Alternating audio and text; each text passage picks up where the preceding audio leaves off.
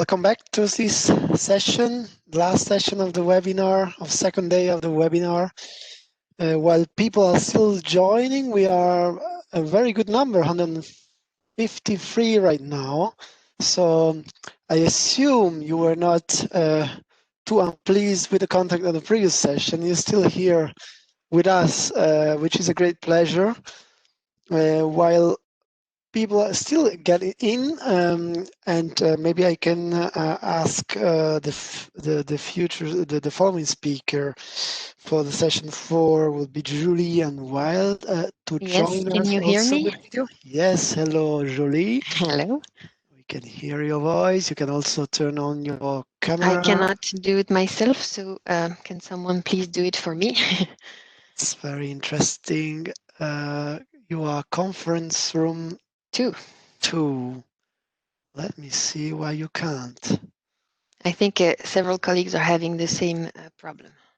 All right. We need Wild, Lynn, and myself with videos, please. Lynn is on video. Wild is not on video. He was on video right before, so it's strange. Maybe I can ask Sergi to try to have a look at this problem. Because also myself, I cannot do it neither. So Sergi is looking at the video issue. I will introduce this session just to give you a couple of practical points as for the previous session, but we don't know, it could be that there are people joining only for this session, so it's good to recall the technical aspect. So your microphones are muted by default. We cannot do it otherwise with more than 100 people joining, but we do look for your interaction for sure, which you can do it via the chat. So for any content related questions, please do chat to Lynn, who is there and is, if I am not mistaken, conference room 4 in the list.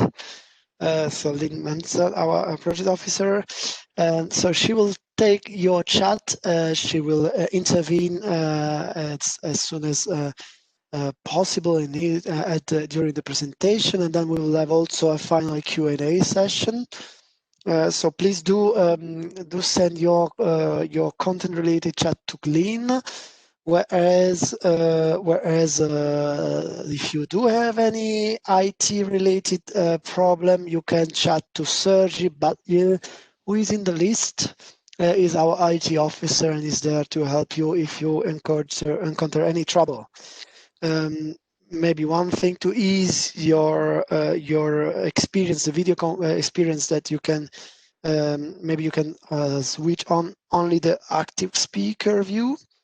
And if you have any VPN connection ongoing, we would recommend, if you can, to turn it off because it takes a bit of a bandwidth. This could also create some little troubles at your connection. I would recall that we have also quite a few, maybe even all of them, I cannot see in the list, it's too long, but of our facilitators in the room, in the virtual room. And so in case you need them, you can again find their contact in the program website under contact territorial facilitators. And also for the secretariat, you can see all of the contact of each of us in the website under contact joint secretariat. Having said that, this session will be about the closure of projects. So it will be Lynn moderating chat, as I said, and then there's Julie, who I can see now on screen, who will be presenter, who will be speaker, and Wild, who for the moment I cannot see yet, but we'll find out the solution, but I think he can speak at least. So we will be presenting this session. So again, do not hesitate to chat to Lynn on content related questions. And feel free also, also in case you do not have question, but you have experience to share, it is also very useful to do that. It's not only to get information, this type of webinar, it's also as we can nicely meet even virtually to share experience within the community of project partners and lead partners. So feel free to highlight anything that you may find useful, or you could see foresee you could see it useful for your colleagues. Having said that, I will close this introduction and give the floor to Julie and Wild. I can see Julie, I can see Wild. I hope you can Yes. speak. Yeah, Wild please, Julie. cannot activate his camera because I'm having the control of the presentation, but he'll do it when I give him the floor. Thank you, Gianluca. Yes, first things first and last things last, we saved closure for the end. To start this session, we would like to ask you a quick question, which is, when is your project end date? So if you could just answer in the chat, and perhaps Lynn can summarize a bit the answers that she sees, because we don't see the chat clearly when we're presenting.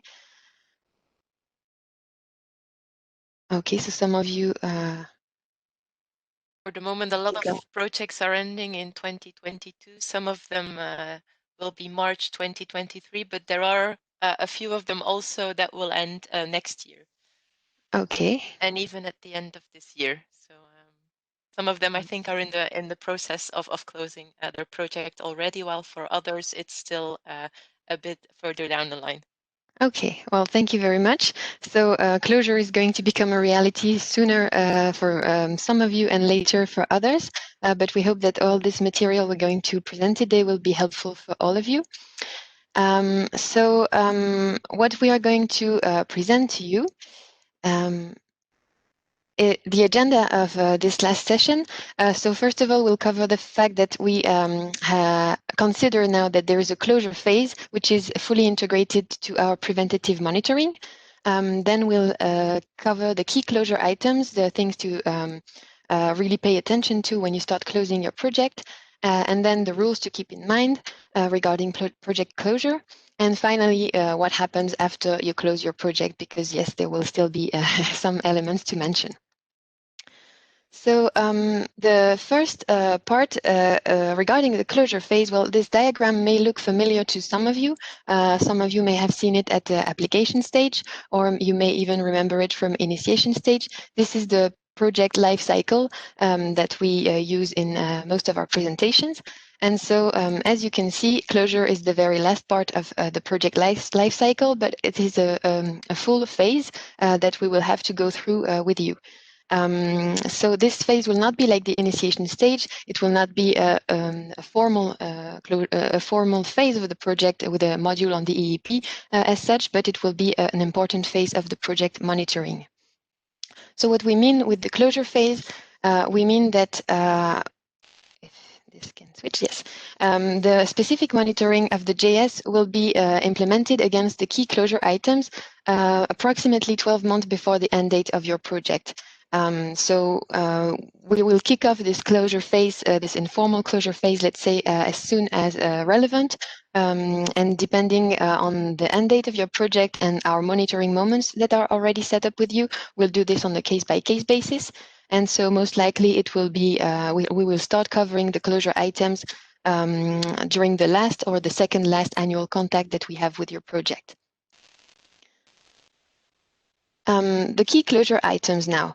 So there are the on-the-spot checks, the closure report, the final project and partner claims, and then an update on net revenue generation.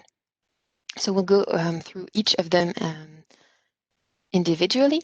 So first of all, the on-the-spot checks. So what are they? So they are additional and complementary to the standard administrative FLC check. And you probably know that the FLC check for your financial claim is desk-based. Well, this one will be on-site. The FLC will actually come to your premises and they will make sure that the documents, for example, exist, that the equipment exists, and it has to be an on-site visit. So there is an administrative on-the-spot check, which is mandatory for each partner in each project, even the partners that withdrew before the end of the project if they have declared costs. And physical on-the-spot checks are mandatory also for partners that have budget line 6, so infrastructure and construction works. So those that have such a budget line will have a physical on-the-spot, which is mandatory. And in case a partner that had this budget line withdrew before the end of the project, then the on-the-spot is also still mandatory, except if the investment has not started or if no costs have been claimed in relation with the investment.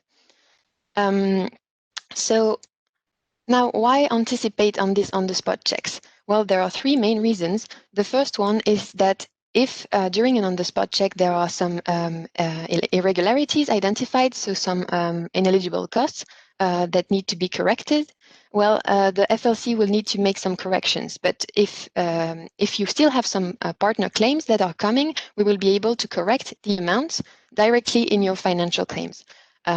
However, if your final claim to the program has already been submitted, then we will have to implement a recovery procedure, which is a more lengthy process and more complicated process. And so if we can avoid this further administrative burden, then it's best that we anticipate on this. The second reason is that if you implement the on-the-spot check after the project end, for example, this is a possibility, but this is not something we recommend. Then you will not be able to claim for the costs that are associated, because if your project is already over, your costs are no longer eligible. So if you implement it during your project life, then you will be able to claim for the associated costs, which is also better for you. And then finally, it is a condition to trigger the payment of the final claim. It's not the only condition. We'll go through them afterwards, but it's one of the conditions that all partners have submitted and validated their on-the-spot checks. So these are the key reasons to anticipate on this. Now, before I get to the questions that I can see popping up, and this is something we had foreseen to cover, when do you have to implement your on-the-spot check, or when is it best to implement your on-the-spot checks? Well, it's best if two cumulative conditions are met. So you have at least 2 financial claims being reimbursed to the program, to the partner organization. And then if you're about a bit more than halfway through project life, let's say 2/3, then you should be in good conditions to implement your on-the-spot check. So this is something that you also have to discuss with your FLC, because the FLC has all information, and there is a specific guide for the FLCs, and they have all information about the on-the-spot checks, the different methodologies that they can implement to perform these checks. And some FLCs will just come forward and will just tell you about the on-the-spot before you even need to worry about it, but some others will not do it. So it's also good that you discuss with your FLC to make sure that this will be scheduled at some point, and especially if your project end is coming. A thing that you can also do for your on-the-spots is to ask your JS officer for an update about this. We will send you a table and say if on-the-spots are not received at all, if they have been received and we have them and they are just being checked by our audit and control officers, or if if these are finalized and you don't need to worry about this anymore for the partners. You have to know also that during this closure phase, we will come forward to you with this update as well. We will initiate an exchange about the on-the-spot, and we will just tell you where you stand. But in case you just need this information and you would like to know if it's not a burning issue yet, let's say, but you still would like to know, you can of course ask us for an update. Especially if a partner withdrew from your consortium, this can be interesting for the lead partners to ask if this partner has submitted an on-the-spot to us and if it's been validated, so that you make sure that this is covered. Now, I saw about the COVID-19. We have considered the fact that it's true that during COVID-19 and the lockdowns and the restrictions of access to some buildings and some premises, it may be difficult for FLCs to perform an on-the-spot check really on-site. So it is possible to perform them remotely under certain conditions. And to do that, the FLC first need to contact us, JS officers, and to provide a written justification and to explain why it is impossible to access to the premises of the organization and to perform the check on site. Then if we find the justification reasonable and sufficient, then we will allow the JS to, will allow the FLC, sorry, to perform the check remotely. And we'll make sure that they obtain sufficient assurance and will provide them guidance about obtaining access to certain types of documents and probative elements that they would have need to have access if they had come to the premises for real. So for example, pictures will replace the fact that they will see equipment as such, or screenshots. And anyway, we will provide guidance to them because they will need to state in the on-the-spot checklist that they have had access to all the probative elements. So yes, Lynn? Yes, I have two questions from the chat. The first one is whether it is at the initiative of the partner to ask for the on-the-spot check or whether it will be the FLC. And the second one is what is the role of the lead partner in keeping track that all partners undertake the on-the-spot check? Yes. So regarding the second question, the role of the lead partner, well, the lead partner, this is the, as you know, we have the lead partner principle at the JS, so we communicate to the lead partner mainly, through the lead partner mainly. It's easier if we provide an update to the lead partner ourselves, and then the lead partner just asks the concerned partners where things stand. Because for us, we will not send individual reminders to the partners, we'll just go through the lead partner and make sure that this is done for the whole consortium. So this is a centralized role. And of course, the lead partner needs to make sure that their own on the spot is performed for their own organization participating in the project. But other than that, there is no, let's say, extra role of the lead partner. And then can you just remind me of the first question, please? Whether it is at the initiative of the partner to ask for the on-the-spot or whether it will be the FLC.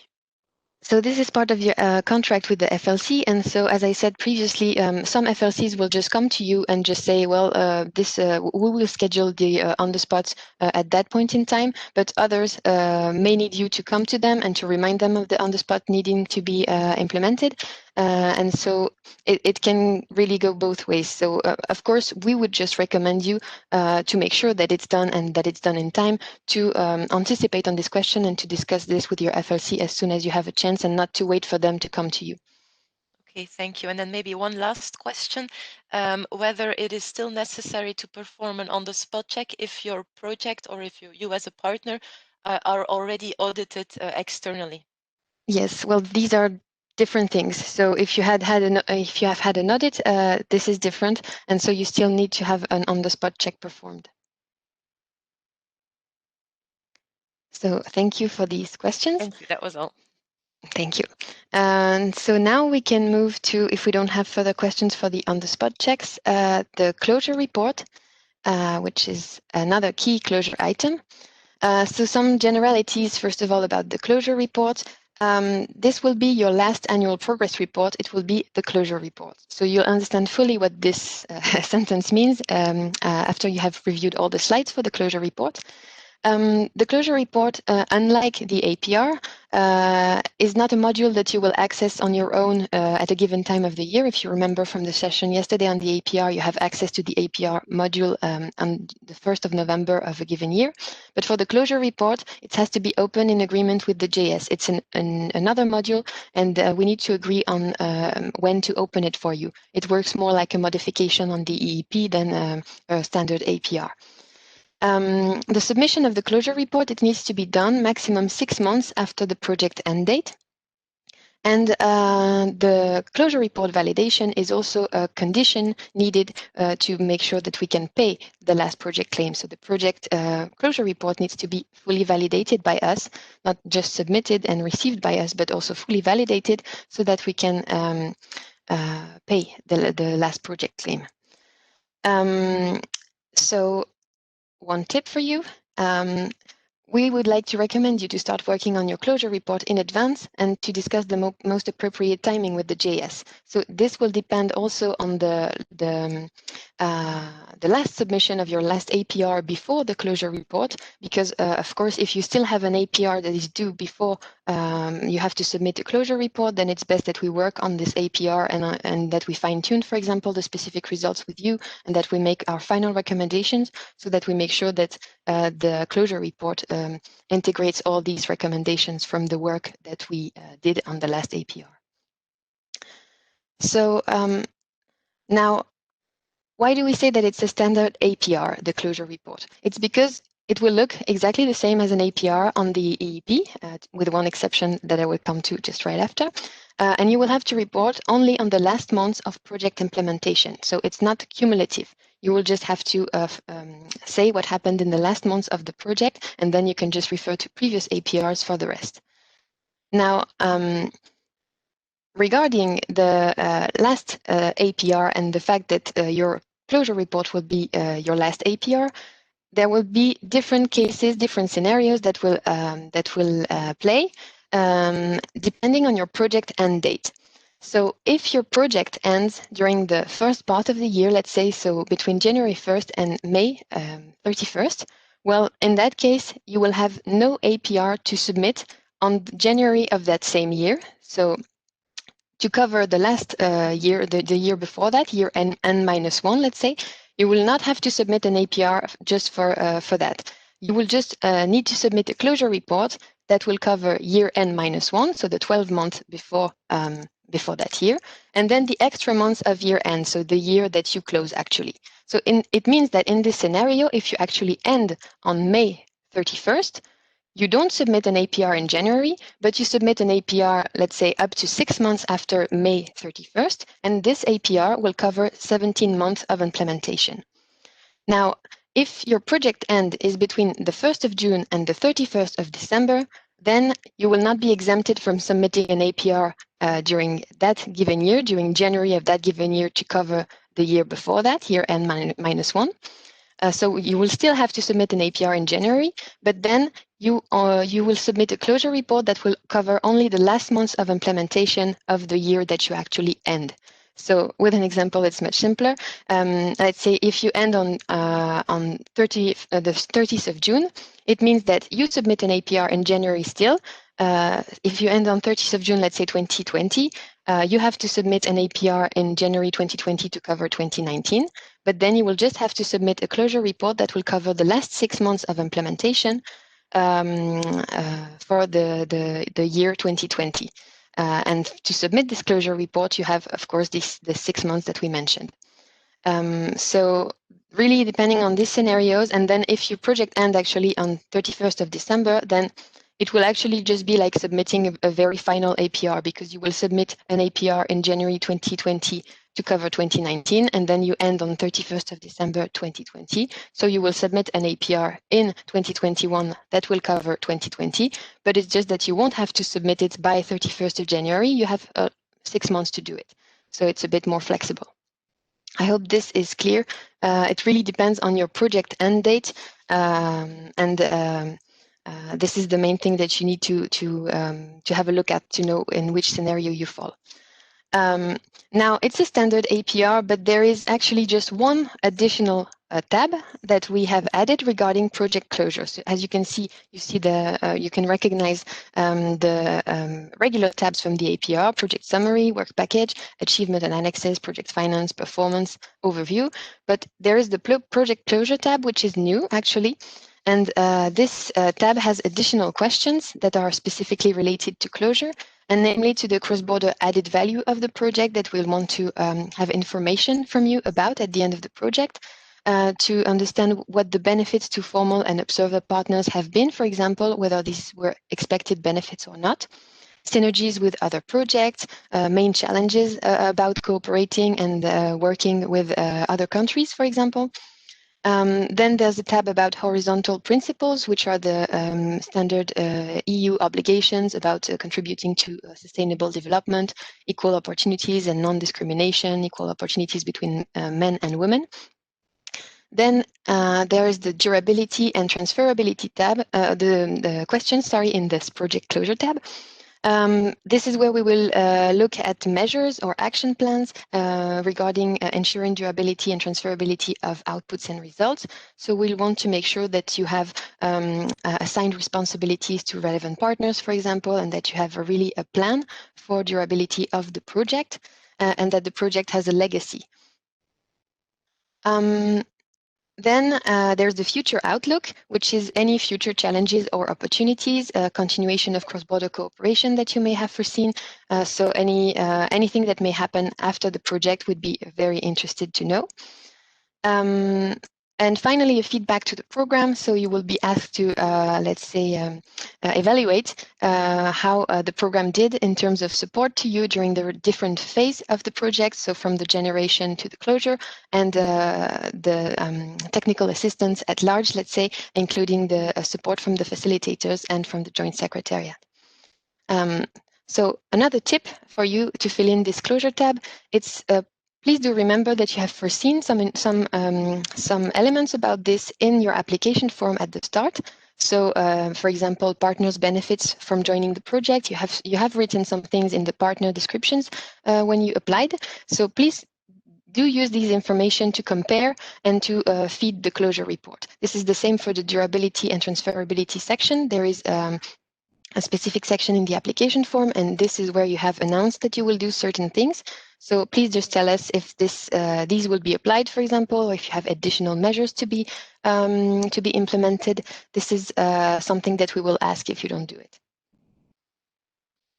So now I'll just give back the floor to Vald for the continuation of the presentation.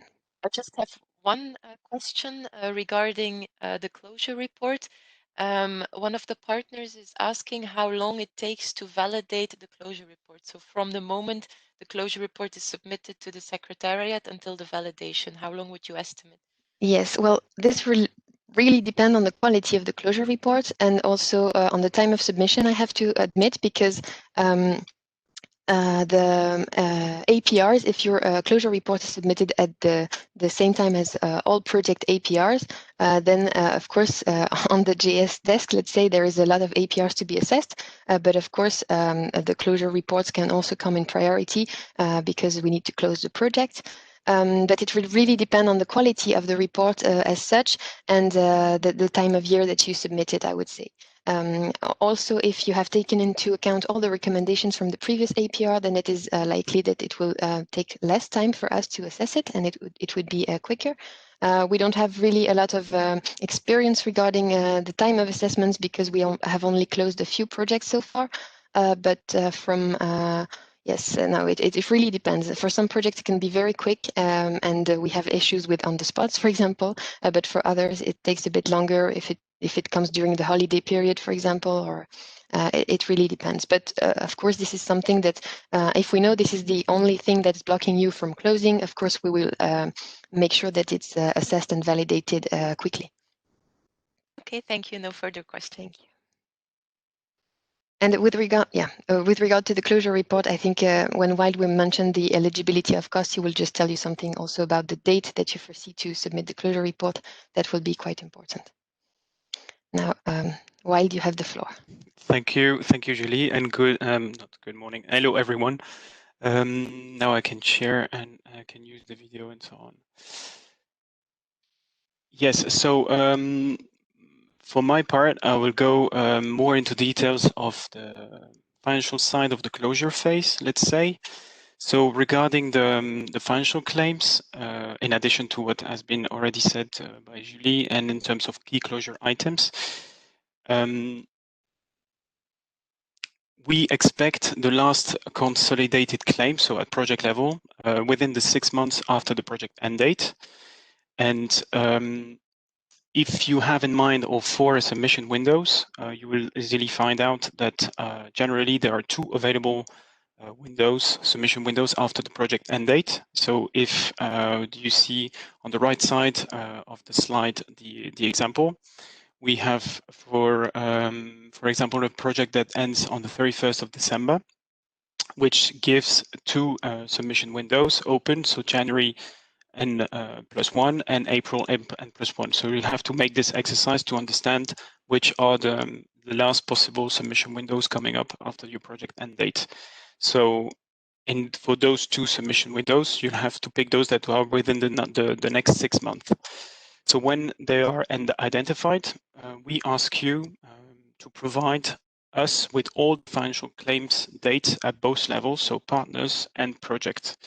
And go forward with this information. A tip here is that costs, and it's important to keep this in mind, costs are eligible only if they are incurred within the project and start date and end date, meaning that whatever comes after the project end date will not be eligible.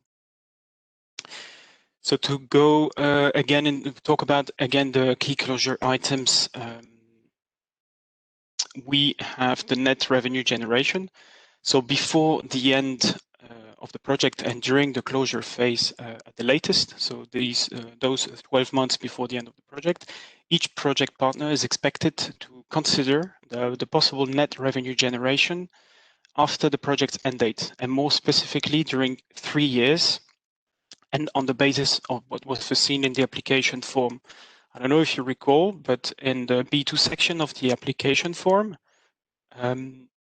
B2 section is the partner section. You were required to insert two questions on revenues. One was, will you generate revenues after the project end date? Yes, no, and will you be? I mean, are you objective? I mean, is it objectively possible to estimate them in advance? Those were the two questions, and what we ask you is to review this in comparison with the future. So the 3 years after the project end date. So by net revenue, we mean that the revenues still existing after the deduction of all possible operating costs to generate those revenues within the 3 years after the end date.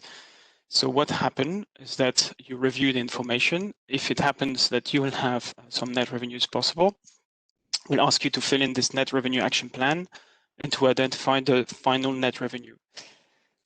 So this net revenue action plan is needed by the Joint Secretariat, and you'll have to submit it to us. And based on the conclusion of this plan, we will figure out whether any net revenues need to be deducted from the ERTF received. Regarding, we try to summarize a bit all the elements on a timeline. So as a reminder of what have been just said and presented to you so far, you have 12 months before the end of the project, and we, starting from the 12 months, regularly we expect on-the-spot checklists to have a last annual contact. We expect you to take over the recommendations from the last validated APR regarding specific results and output evidence. 6 months before the end is your last chance to submit a major modification. It's also the time when we expect to receive the submission dates of the last claims and the closure report. And 2 months before the end is also your last chance to submit, this time a technical modification. And at the end of the arrow, after that period, we enter in the phase when the durability and the transferability become, let's say, real for both outputs and results based on what you've foreseen in the application form and all the discussion that happened during the delivery so far. And this is also a topic that we will, in any case, discuss during the closure phase. So again, the 12 months before the end of the project. I have a question, Wild, yes, from go ahead. the chat related to the last financial claim. Can you confirm that you can claim the cost which incurred before the end date, or do they have to be paid before the end date? So can you confirm? Incurred and paid before the end date. Okay, thank you. And does this also apply for the FLC costs? And if this is the case, is it possible that an FLC provides an invoice in advance so that it can be paid by the partner before the end date? How to find a solution to the last FLC invoice? That might be a solution indeed, because you will have the incurrence and the payment normally before the end date of the project. So that would be a good option. Okay, thank you. So yes, a few reminders about the modifications, even though I already tackled this, but any major modification must be requested 6 months before the end of the project. So major is like a modification with major changes. partner withdrawal, extension, and so on of the project end date. And this deadline is reduced to 2 months before the end date when it comes to a technical modification. So most likely a less major. You'll have the list of all the possible changes, the fact sheet 6 of the program manual, to have an idea of which one and which deadline you have to keep in mind. Still on the things to keep in mind, Julie already talked about this disclosure, disbursement of the last payment.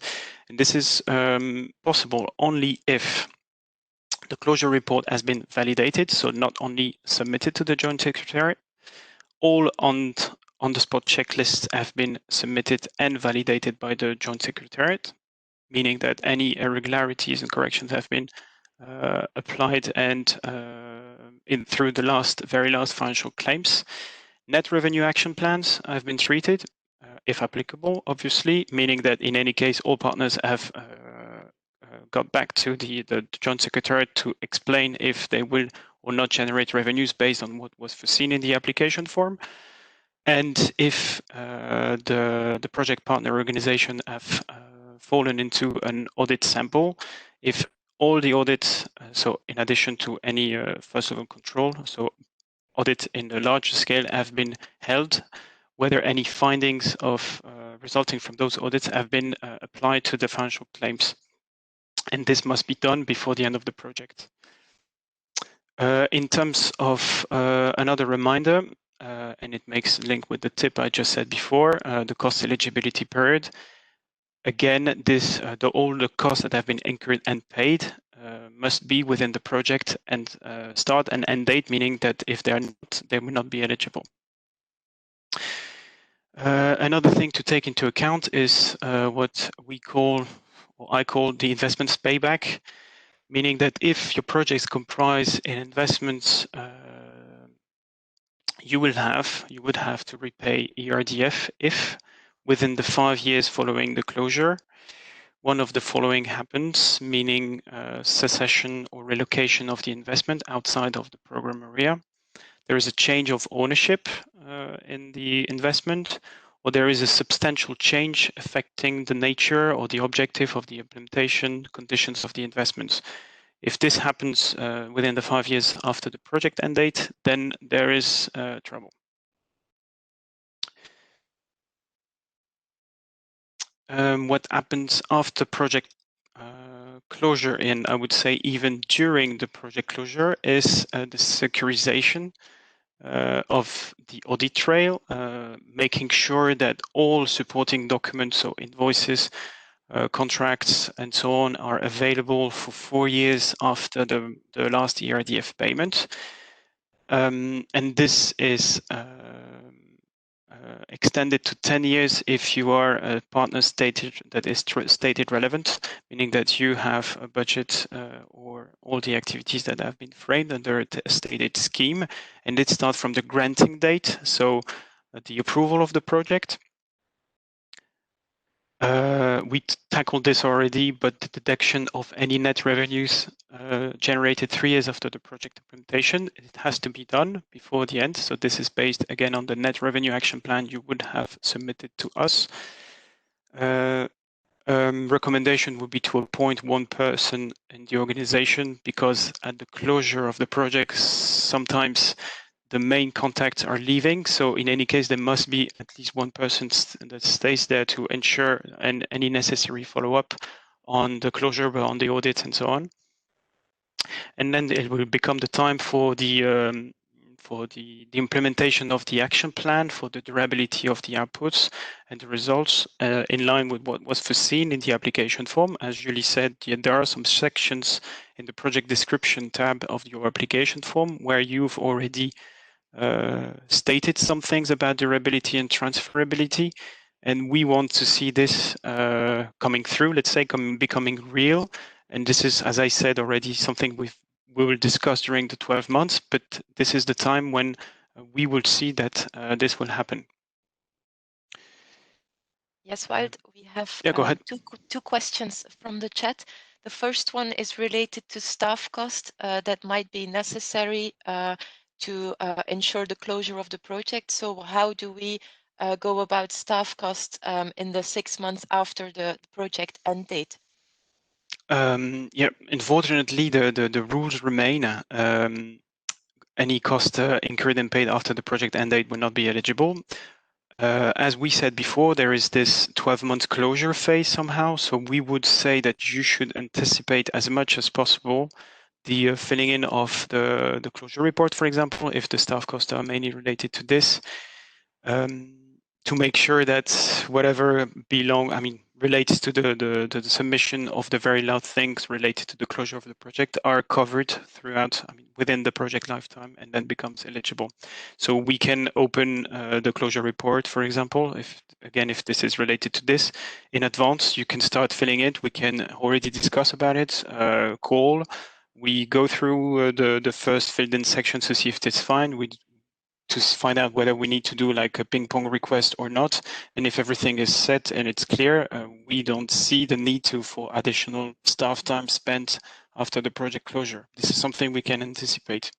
That's what I was referring to when I said that your part on eligibility of cost would also clarify it for the projects, because you have up to 6 months after the project end date to submit the closure report. But of course, the closest you submit it to the end date, the more likely you will have to to have been able to work on it on paid time by the program. So it's really an agreement with us that you decide on the date, but we would still recommend that you don't wait too long, because otherwise, while we assess it, you will have to spend time working on it again anyway, because it's likely that we'll have some requests. So yeah, this is something to consider. A second question is about the person that needs to be available to answer any of the questions that might still arise during the closure procedure. Does it mean that it's only at lead partner level, or do we need to appoint per partner a person that is still aware of the project and can answer any questions? It's at the level of each and every organization involved, because as I was talking about the audit trail, this audit trail obviously applies to all partners. So at the moment you have to, you become responsible of what has been spent. It's at the organization level. So each and every partner needs one person available to answer any question in case of audits. Audits can happen, for example, after the project end date, even after the project has been closed. Okay, thank you. And then one last question from the chat about the net revenue action plan. Where can we find more information about the documents that need to be provided if any of the partners have any net revenues? I'm not sure if it's available on the website, I'm sorry, but in any case, we will get back to you with this document. And in this document, basically what you will have, it's a plan for 3 years. So you'll have to identify the gross revenue, out of which you deduct the operating costs to maintain those revenues alive, let's say, and that comes to a net revenue. And this net revenue, if positive, then has to be deducted from the RDF. This is the IT. But for the document, in any case, we'll send it to you before the end date of the project. So to speak, the 12 months before the end date. And then maybe one last minute question that popped up. Do we need to keep hard copies of the documents for 4 years, or are electronic copies acceptable? If I take this one as well, I would say that this depends on your organization rules, but everything, organization and national rules applying. So if you are complying with them, it's fine. And as long as they're available, it should be okay. This would be my reply. Okay, thank you very much.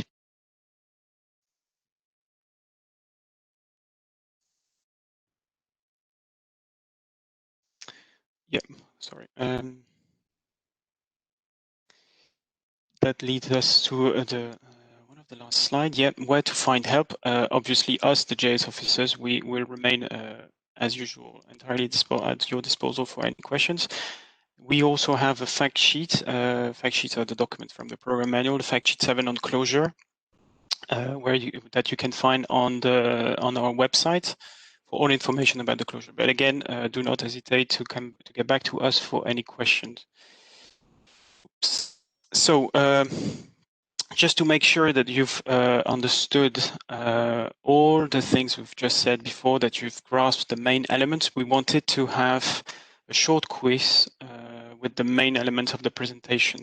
And then if you we already we went through a bit of the Q&A session, and after the quiz, we would like to have another Q&A session. So we have 6 questions, and we will give you something like 30 seconds. There will be multiple choices sometimes, but the idea is really to understand. So to see how far you understood what we've just said so far. So when you have the answer, please answer in the chat, and we will liaise with Lean to see what kind of answers have been given. So one of the first question we have to the audience, I will read it and give you something like 25-30 seconds to answer. So my project ended on the 31st of December 2020, and as a lead partner, I worked on the closure report until May 2021. All my staff costs are eligible and can be declared in the financial claim. What would be your answer to this one, true or false? Not a single true for the moment. So I think That's people good. paid attention. Yeah, it was somewhere already answered Nobody during the dares Q&A. anyway now. Okay. No, but it should be. I see. No, the answers are very clear. Yeah, right. Indeed, it was false. As we said before, it was mainly because of the eligibility period of the project that starts with the start date of the project and close with the end date of the project. Most difficult, a bit more difficult one, and also to read. So, second question: the end date of your project is the 30th of June 2022. This means 3 options. I will have to submit an APR in January 2022 covering year 2021. I will submit the closure report and it will cover the last 6 months of implementation. B, I will not have to submit an APR in January 2022 and I will submit the closure report and it will cover the last 18 months of implementation. C, I will have to submit an APR in January 2022 covering year 2021 and the closure report covering in details project implementation from the start of the project. What is your opinion on this one? So we have very mixed answers. The majority is in between A and C.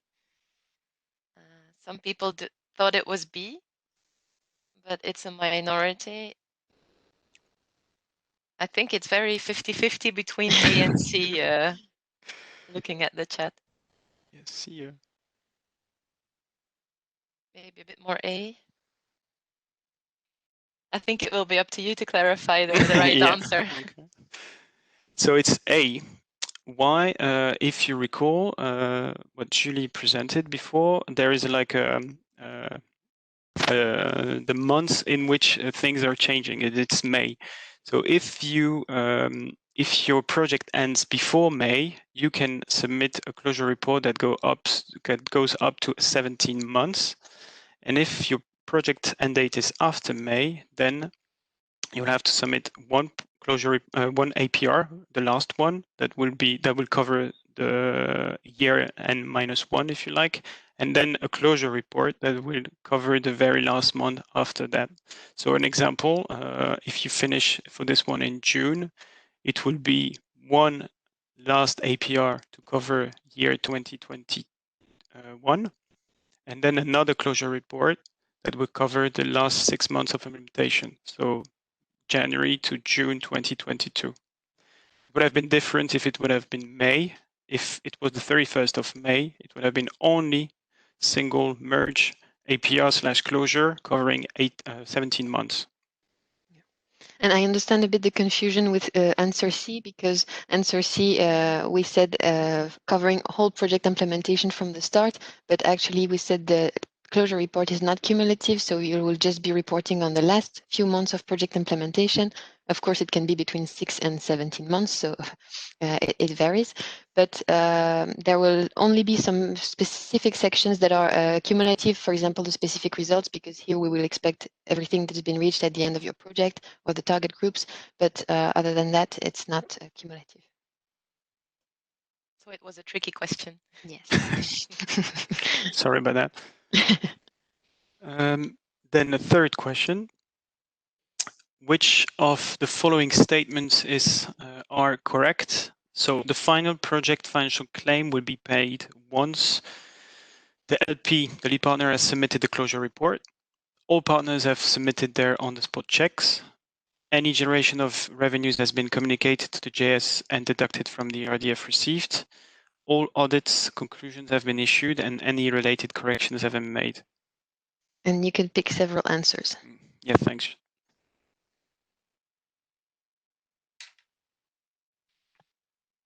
So first there were a lot of A's. Now people start citing all of the solutions. See a lot of A, B, C, D. A, B, C. A, B, D. So there is still some confusion as well on this. Yeah. ABD, some of them. Yeah. Yeah, I see a lot of all. Yeah. Yeah. Yeah. It was again, it was not a tricky question, but there might be some tricky choices. It was C and D. Why not A and B? Because we talk only about submission in the answers. And to be clear on this one, we need to validate it. So it's one thing, submission, but it has to be validated by the JS first. Mm-hmm. And when it's done, then we consider that this is solved. And we trick the wording. Yeah. So, yeah, go ahead. Do we go to the next question? Yes, you can just keep the control. Yeah. Next question is true or false? So partner 8 of our project has left the project halfway through implementation. They do not need to perform an on-the-spot check. Is it true? Is it false? Oh, large majority is saying false. Yes. There are some truths, but they're in a minority.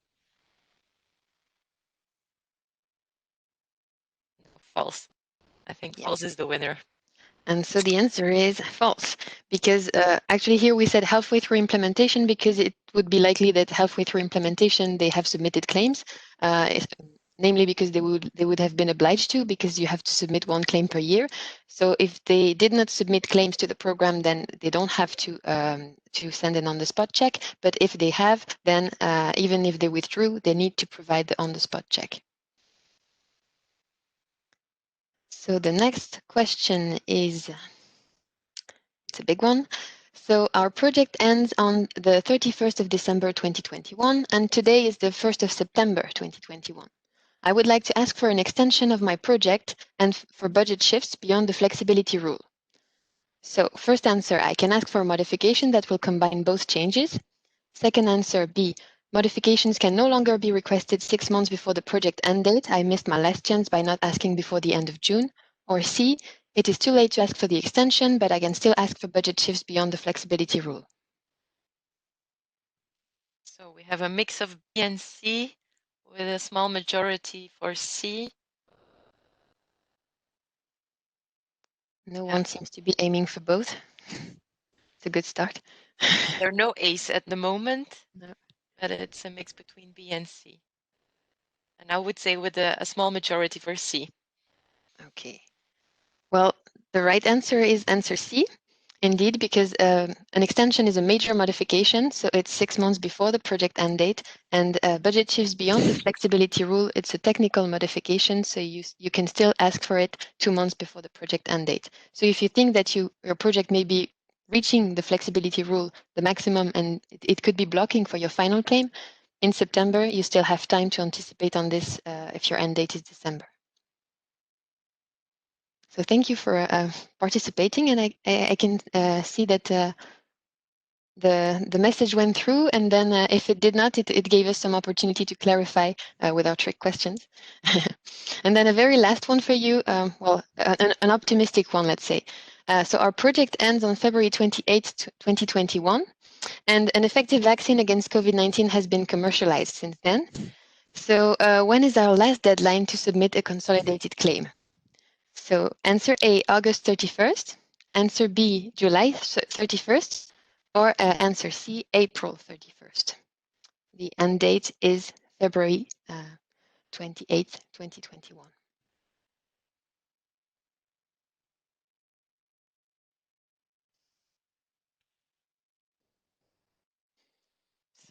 again, a mix between A and B with a majority for A, I would say.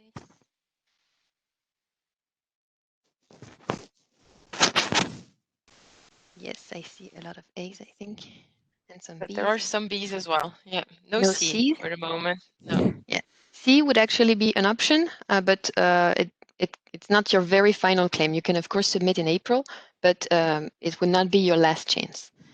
But your last chance would actually be July. And this is why we said the vaccine against COVID has been commercialized, because it has to be within the existing claiming windows of the program. And these are January, April, July, and October, when nothing happens, let's say, on a regular basis. But due to COVID, we had to extend these deadlines. But we are optimistic, and we would like to be optimistic that we won't have to extend these deadlines next year. So it would mean actually that even though 6 months after February 28 is the end of August, since there is no claiming window at the end of August in the program, it's July, then the closest window would be July.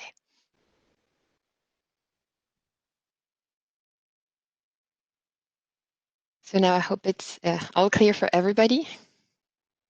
And yeah, we can still take questions if you have some.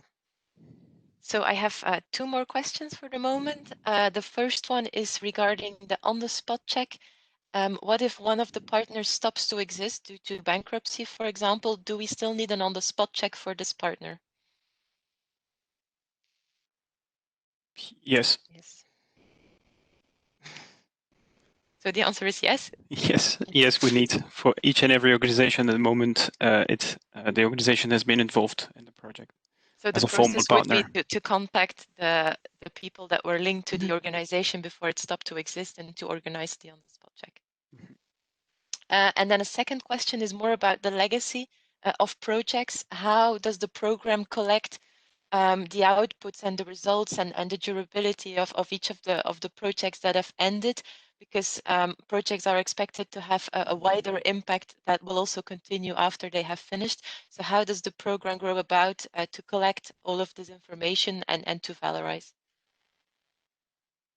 Well, we for the outputs, we have an output library that we have presented to you during the session on APRs. So this is when we mentioned that it's important that you package your outputs, sorry, right and fully, so that they can be promoted to any target group or any audience that would like to access them. And for the results, then all the data that we have is from your closure report and the evidence that you submit with your closure report. And then we can foresee some tailored communication if you would like us to communicate on your project and its results specifically. But other than the closure report, then there is no additional way of capturing your final results and outputs. And I can see Kathleen has shared the link to the output library in the chat. So thank you, Kathleen. But it's really important for us that in the closure report, you'll just inform us about your plan and how you plan to do things. And so if it's not clear, or if you explain to us things that that do not ensure the durability of your outputs and results, we will react and we will question you a bit more. But other than that, it's your responsibility to ensure the durability and the transferability of results. So to make sure that the outputs remain accessible as long as they can be, and that they are actively transferred to any organization that may use them. Yes, if I may add, so the program does not wait for projects to close to start also communicating and helping you achieve this wider impact. So from the moment you have validated one of the outputs, we already start working with the content of these outputs and see how we can ensure links between different projects, but also more on a territorial level. Next year, there will also be probably some events or some communication outputs that will help these projects to disseminate on a wider level. And then when the project is finished, obviously the closure report will contain a lot of very useful information for us to help us assist our projects. But there is a big role for the projects themselves, obviously, to ensure that the outputs will continue to exist and that the results will be rolled out also after the end. Lynn, if I may add, so the answer I just gave about the on-the-spot, and the on-the-spot checklist is required for partner withdrawing from the project, as long as obviously they've claimed some cost. If they didn't claim anything, there is no need to check anything by the FLC. Just Thank you for the clarify. clarification. Yes. For the moment, I have no further questions. So if any of the participants do still have a question, please ask. And if not, I think you were very clear. Thanks. Thank you. Well, thanks a lot. In case last minute question, we can take them. Otherwise, we might move to the wrap up, which is very quick, as we are close to lunchtime, at least in continental Europe. UK has a little bit more to go. Before that, there's probably one. Yes, there is one more question regarding the last clarification provided by Wild. What if there is only one small claim submitted for the partner that has withdrawn from the project? Does that still mean that the on-the-spot check is needed? Yeah, this is why I clarified, because for one of my projects it's the case. So I think yes, it will normally it's a yes. We can further check this. Out of the webinar, but normally at the moment there is one cost submitted, claimed, for which there will be a payment. I fear that we will have to do an on-the-spot check. Maybe just to clarify, this is not the case if it's related only to the preparation cost. So yeah. That's a separate item. Thank you. So we have covered also this last question. Then we may move to the wrap up, which is actually the end of our webinar. I will recall the technical aspect, meaning that we will all receive an email from us regarding with the links to the documents, the PowerPoint, and the questionnaire survey to have a feedback on our 2-day session. Also, it will be very useful if you can take a few minutes to answer to that, because to understand whether it covered all your expectations, whether there was a subject we didn't touch, and you would like to have a similar event in the future, and so on and so forth. Having said that, maybe I'll ask all the JS staffs to switch on your video so that people can see you. There was a lot of organization behind, from speakers to one is our communication officer was heavily involved, is heavily involved. Can I ask also the tutorial facilitator who are there maybe to switch on your video as well? And then maybe a last little game. Let's try to destroy the internet, and let's have all participants switching on your video so that we can see faces. Please all who can switch on your videos, and then you have on the bottom of the page, you have a little emoticon there with a little smile. If you click on it, you can choose eight possibility to as a live feedback about your session, whether you were happy, you liked, you disliked, you were sad about it. Just please share it. It's nice to see it. What was the reaction on spot beside waiting for your question and feedback? It's nice to see faces as well. We are all virtual online. We know why. I mean, the COVID is hitting every areas here and in Europe and elsewhere. But it's nice to see you virtually. Nice to see you also numerous, and also the same number, more or less the same number throughout the 2 days. So the attention was kept, and we are happy about that. We hope you learned new things, or at least had some clarification you were needed. You managed to exchange eventually with your colleagues that were online during these 2 days. And happy to see you so numerous. So behind and so engaged in the 2C's project implementation. It's a difficult time for everyone. We will go through it and we will make it all together. So, and yeah, again, when you will receive the feedback from, well, the email from us with all the links, please do take some time to assess and evaluate the seminars so that we can improve further and we can explore further seminars in the future about new topics or the same topic. If you want to repeat the exercise in 6 months,